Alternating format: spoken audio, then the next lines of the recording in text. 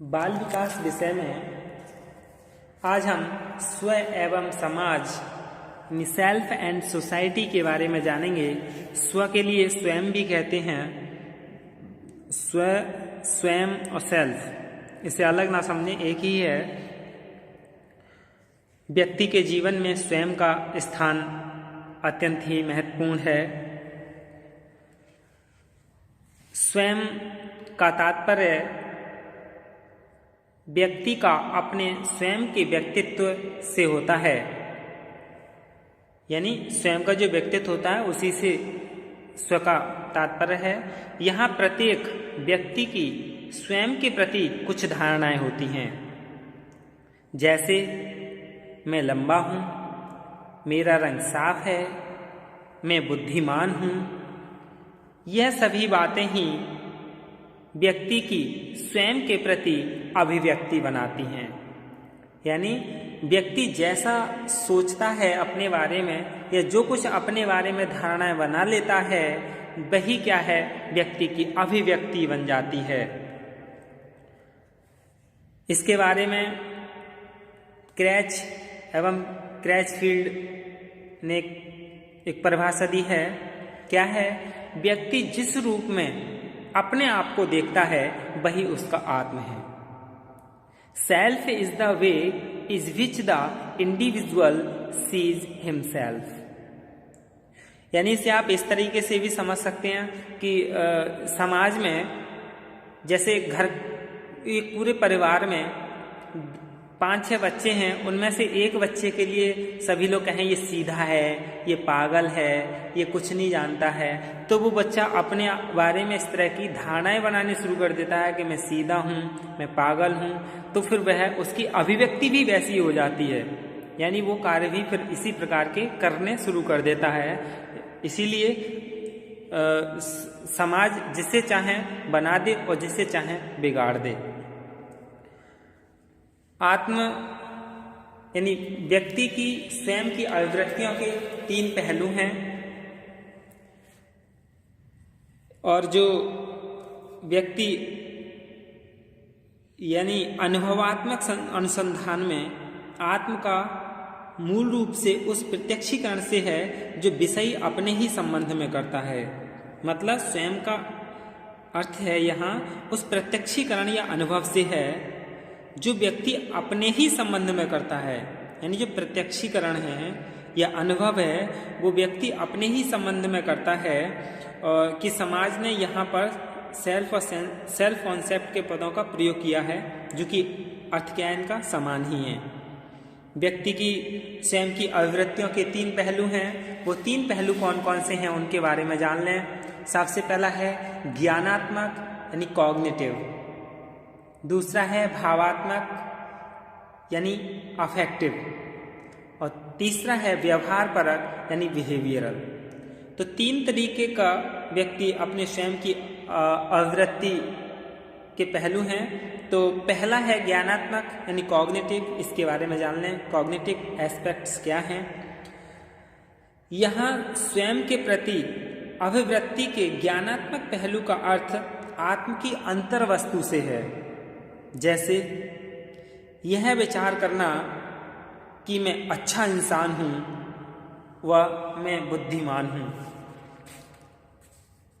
यानी कोई व्यक्ति ये कहने लगे मैं अच्छा इंसान हूँ और बुद्धिमान हूँ, तो ये कौन सा है? ज्ञानात्मक पहलू है। दूसरा भावात्मक पहलू। भावात्मक पहलू से तात्पर्य है व्यक्ति कि उन भावनाओं से है जो व्यक्ति स्वयं के प्रति रखता है। इन भावनाओं को शब्दों द्वारा अभिव्यक्त करना बहुत कठिन होता है, क्योंकि इसमें आत्ममूल्य सेल्फ वर्थ से संबंधित सामग्री होती है। जैसे एक व्यक्ति लंगड़ा है तो आत्मा के एक पक्ष द्वारा अपने लंगड़ेपन की अभिव्यक्ति शब्दों द्वारा कठिनाई से कर सकता है। तीसरा है व्यवहार परक पहलू यानी बिहेवियरल।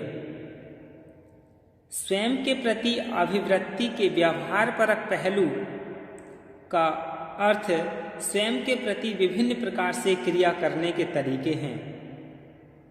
इसे हम व्यवहार परक पहलू को क्रियात्मक पक्ष भी कहते हैं।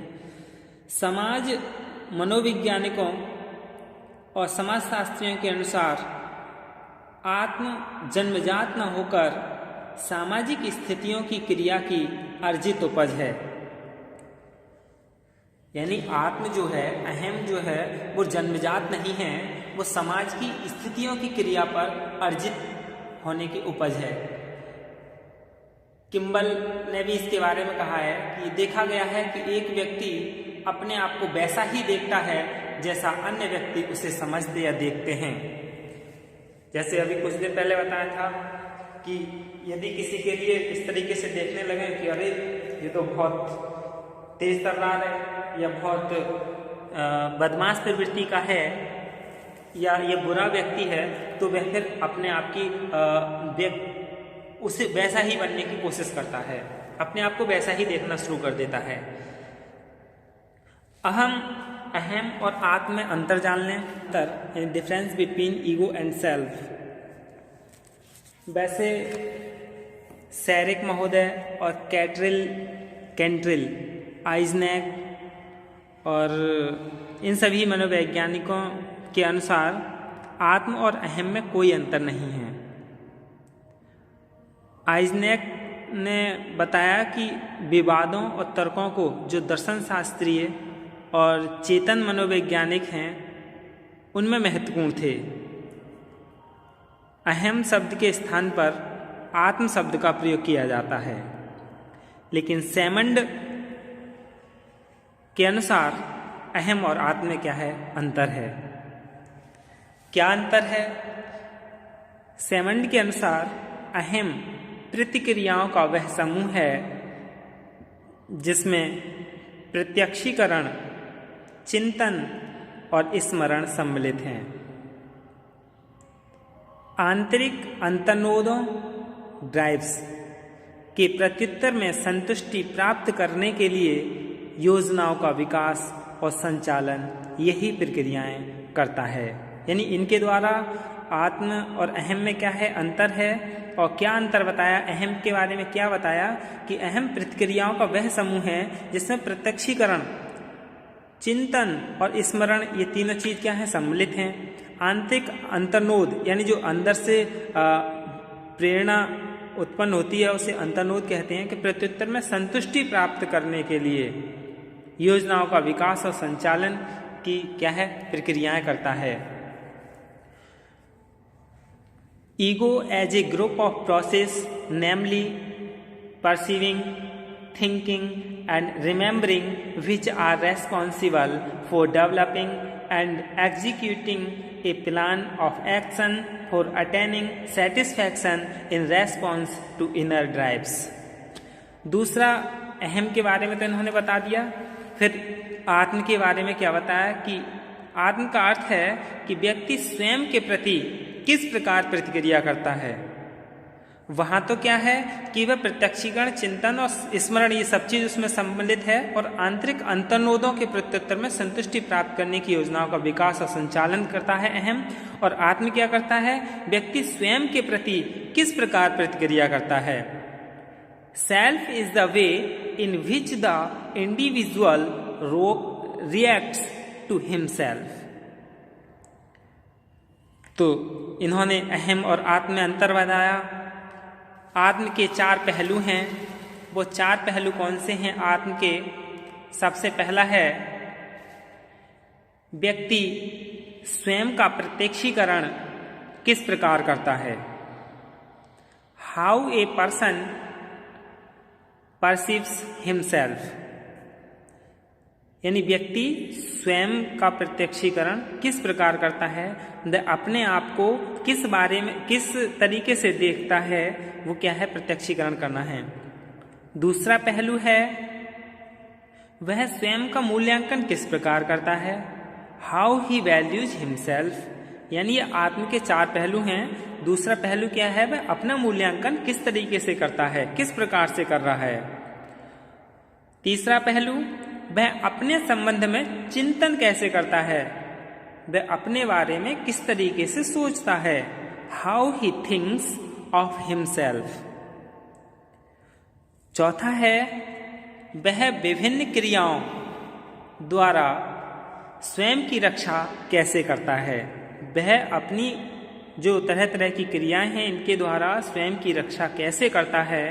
How he attempt through various actions to enhance और डिफेंड हिमसेल्फ। आत्म और अहम में अंतर जान लिया। अब हम अंतः क्रिया में आत्म अथवा स्वयं की उत्पत्ति और विकास के बारे में जान लें, यानी origin and development of self in interaction. आत्म की उत्पत्ति और विकास सामाजिक अंतःक्रियाओं के फलस्वरूप होती है। यानी पहले भी था, आत्म की उत्पत्ति कब होती है? सामाजिक अंतःक्रिया के द्वारा। यानी जब समाज में जैसी अंतःक्रिया होगी वैसा ही उसमें आत्म होगा। समाज उसे सम्मान देगा, उसे रेस्पेक्ट देगा, तो वह बालक क्या करेगा? अपने आप को अहम यानी आत्म का विकास हो जाएगा। वो अपने आप को समाज में स्थान समझने लगेगा कि मेरा समाज में कुछ स्थान है, और उसकी हंसी मजाक और इस तरह की बनाई जाए, उसको हीनता दिखाई जाए, तो उसमें आत्म विकास नहीं होता है। कुछ जो मनोवैज्ञानिक हैं उनका विचार है कि आत्म की उत्पत्ति यानी जो आत्म है इसकी उत्पत्ति और विकास सामाजिक अंतःक्रियाओं के परिणाम है। तो है ही, यानी समाज में जैसी अंतःक्रिया होगी उसी का ही क्या है? परिणाम है। उसी से ही आत्म की उत्पत्ति होती है। क्रैचफील्ड और वेलेची ने 1962 में भी इसके बारे में बताया था शोध के बाद कि आत्म की उत्पत्ति यानी सेल्फ की उत्पत्ति और विकास का उल्लेख करते हुए लिखा कि नवजात शिशु आत्म और दूसरे व्यक्तियों की आत्म में अंतर को नहीं जानता, लेकिन कुछ ही समय में वह यह अंतर समझने लग जाता है। यह अंतर वह अपने चारों ओर के व्यक्तियों से अंतःक्रियाओं के आधार पर सीखता है, पर वह अपने चारों ओर के वातावरण के संपर्क में आने वाले व्यक्तियों के प्रति ही अनुक्रिया भी करता है। यानी वो समझ जाता है कि ये मेरी माँ है, मेरे लिए ज़्यादा चाहती है। जो उसे नहीं चाहता है उसके लिए वह नहीं, उसकी तरफ कोई अनुक्रिया नहीं करता है। यानी इन्हीं अनुक्रियाओं और अंतःक्रियाओं के फलस्वरूप उसमें आत्म की उत्पत्ति होती है और उत्पत्ति के बाद विकास प्रारंभ हो जाता है। व्यक्तित्व विकास के लिए आत्म का विकास आवश्यक है। यानी व्यक्ति का व्यक्तित्व का विकास कब होगा? जब उसमें आत्म का विकास हो जाएगा, क्योंकि इसके कारण व्यक्ति में वैयक्तिकता विकसित होती है और सामाजिकरण की क्रिया भी इसी आत्म के विकास से संबंधित होती है। आत्म उत्पत्ति का आधार सामाजिक अंतःक्रियाएं हैं, यानी सोशल इंटरेक्शन।